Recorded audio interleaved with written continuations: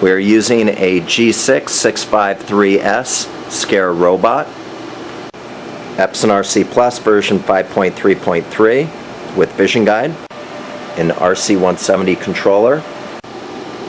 I am using a cold cathode fluorescent backlight, an SC300 smart camera with a Computar 25mm lens with a CCS adapter and 2mm of extension tubes. The working distance from the bottom of the lens to the top of the part is approximately 160mm.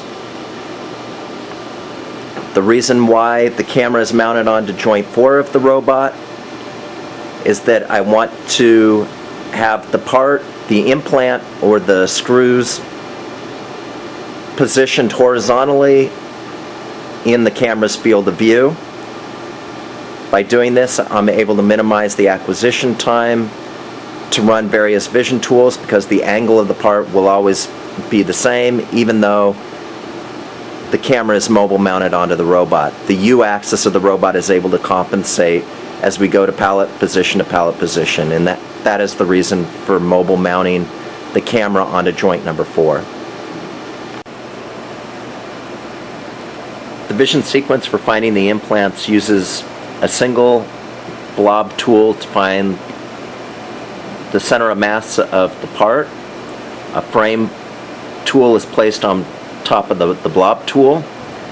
2 edge tools project out from the centroid of the part to the extents of the lengths of the part.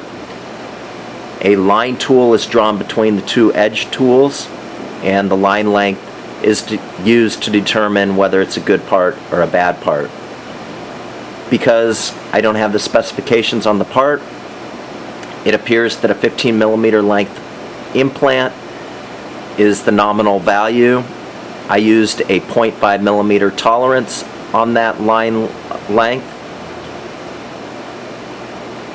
Let me go ahead and step through the sequence.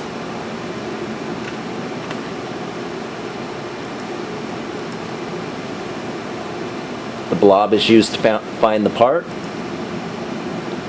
The frame is placed on the center of the blob. A point is placed at the center of the frame. An image operation is used to binarize the implant, basically make it a black part on a white background. An edge is drawn from the center of the part outwards to the right. An edge tool is drawn from the center to the left hand side of the part. A line is drawn between the 2 found edge results.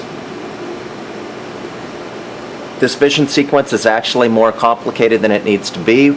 Just a single simple blob tool is sufficient to determine whether the part is good or bad based upon the area found result of the part. But because the specification of the application was to find the length of the part and determine whether it's the right part or wrong part solely based upon the length of the part, that's what we went ahead and did for this application study, but it doesn't need to be that complicated. As the robot positions the mobile joint 4 camera above each implant in the tray, we will print to the run window the implant part number per the numbering convention that was specified by the customer. We will indicate whether the part is passed or failed, as well as the length of the implant.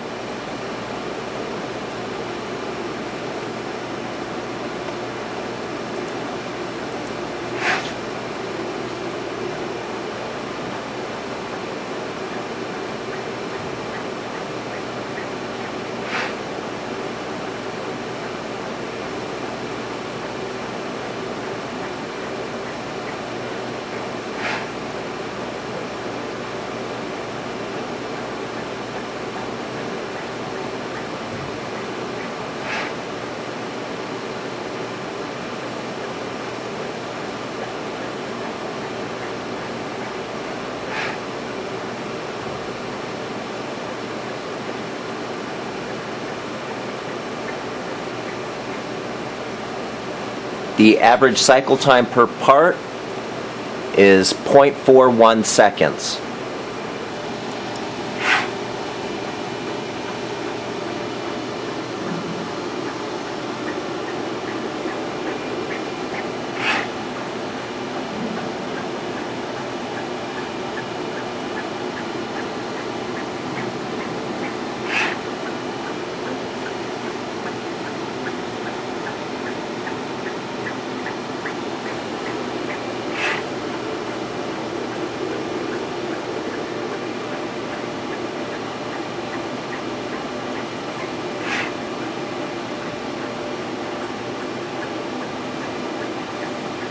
Notice that the camera angle is being maintained throughout the palette.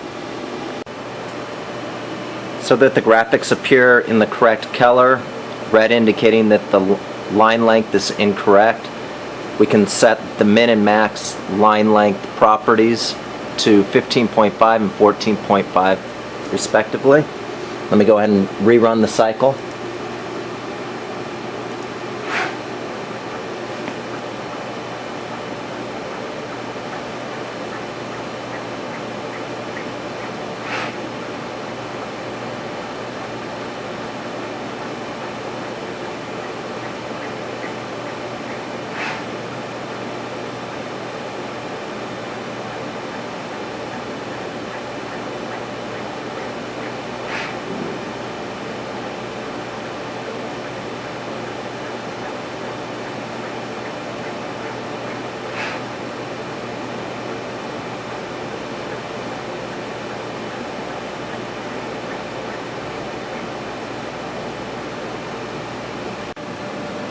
The vision sequence for the retaining screw is very similar to the implant vision sequence.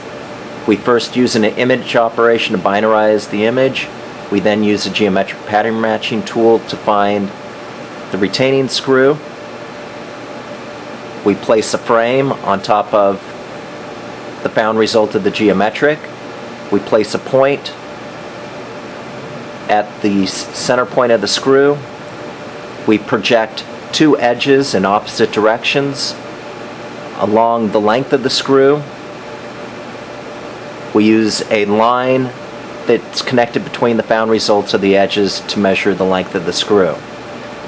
If the vision sequence fails because of the geometric pattern matching tool, all the subsequent tools fail as well, so we don't measure the length of incorrect screws. Let me go ahead and run the code for the retaining screws.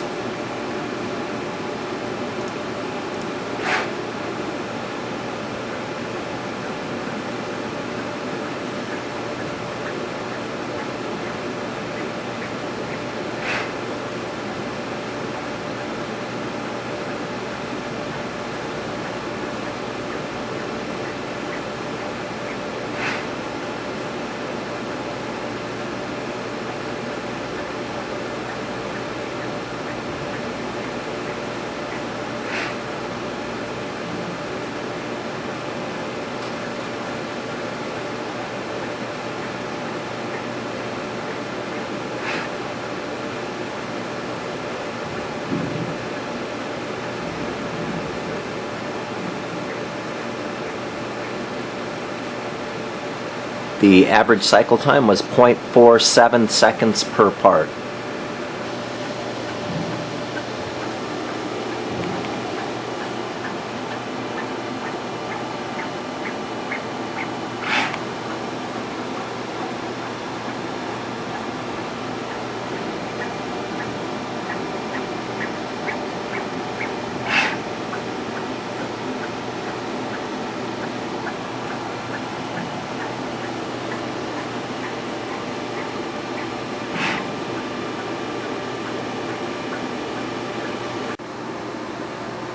The vision sequence for finding the cover screw uses a image operation to binarize the image and then a geometric pattern matching tool to find the part. The head of the screws differ in diameter, and as a result the geometric pattern matching tool will reject the parts that do not match the original top model. Let me go ahead and run the application. The parts have a tendency to roll in the trays, so I have reduced the speed and acceleration to 75%.